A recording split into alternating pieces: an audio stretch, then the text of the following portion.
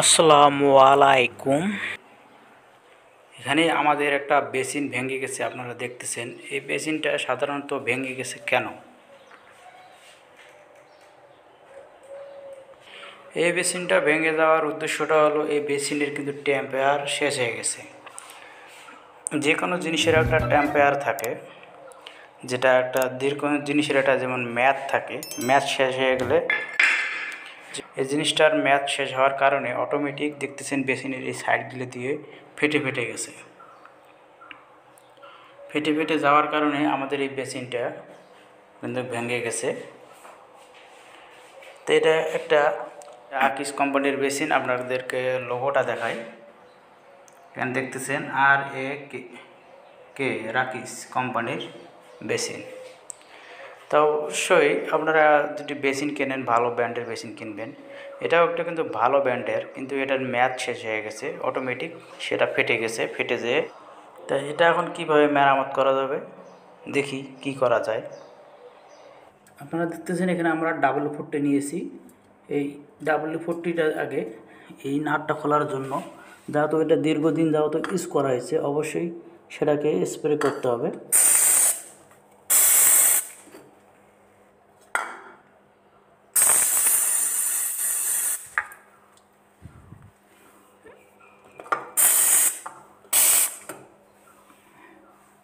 এখন নাটটা আমরা বোল্টটাতে এই WD-40টা স্প্রে করে দিলাম। এখন এটা একটু কিছুক্ষণ সময় অপেক্ষা করে খুলতে হবে।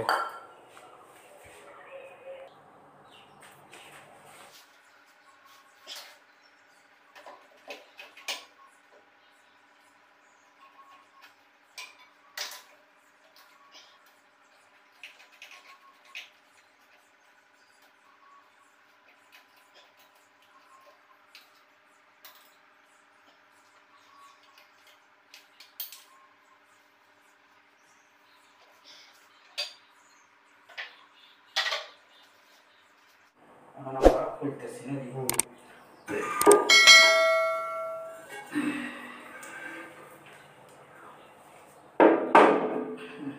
আমরা শেষ না।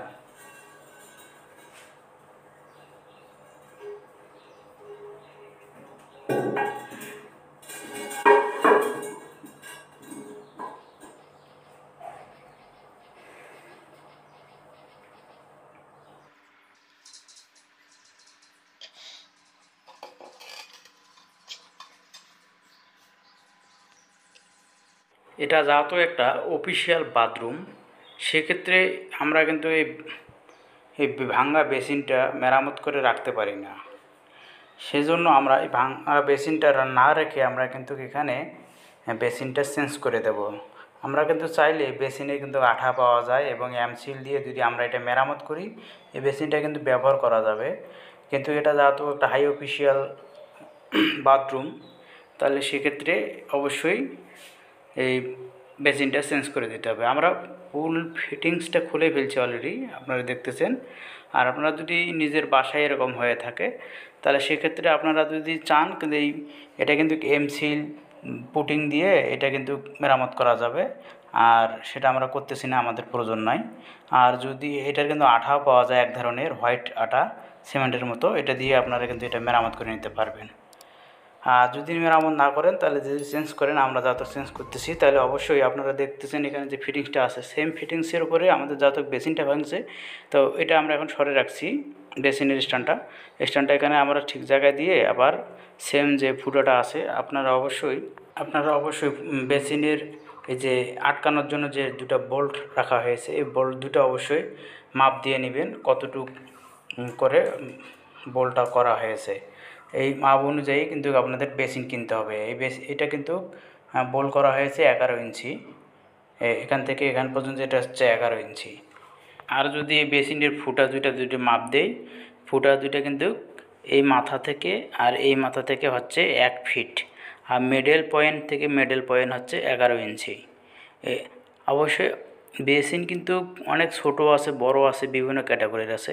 অবশ্যই আপনারা যখন যে বেসিনটা আপনারা লাগানো থাকবে আপনাদের, সেই বেসিন অনুযায়ী এবং ফুটা সব কিছু মিলিয়ে আপনাদেরকে কিনতে হবে।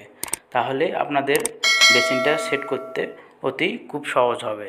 না হলে আপনারা কিন্তু বেসিন কিনে আনার পর ভেজালে পড়ে যাবেন, তখন আবার নতুন করে পুনরায় আর এক জায়গায় ডিল করে ফুটা করে আপনাদের বেসিন বসাতে হবে, যদি আপনারা নিজের বাড়িতে কাজ করেন। তো সেম এখন আমরা এই বেসিনটা যা তো কিনতে যাব, বেসিনটা কিনে নিয়ে আসে আপনাদের ফিটিংসটা দেখাচ্ছি আবার কিভাবে করি। আমাদের বেসিনে যা মালামাল ছিল সব খুলে নিয়েছি। এখানে দেখতেছেন বেসিনের পয়েন্টগুলো সব এবং ম্যাজিক পাইপ টাইপ সব খুলে আমরা আলাদা করে নিয়েছি, কারণ আমরা নতুন বেসিন এনে আবার এগুলো ফিটিংস করে লাগিয়ে দেবো।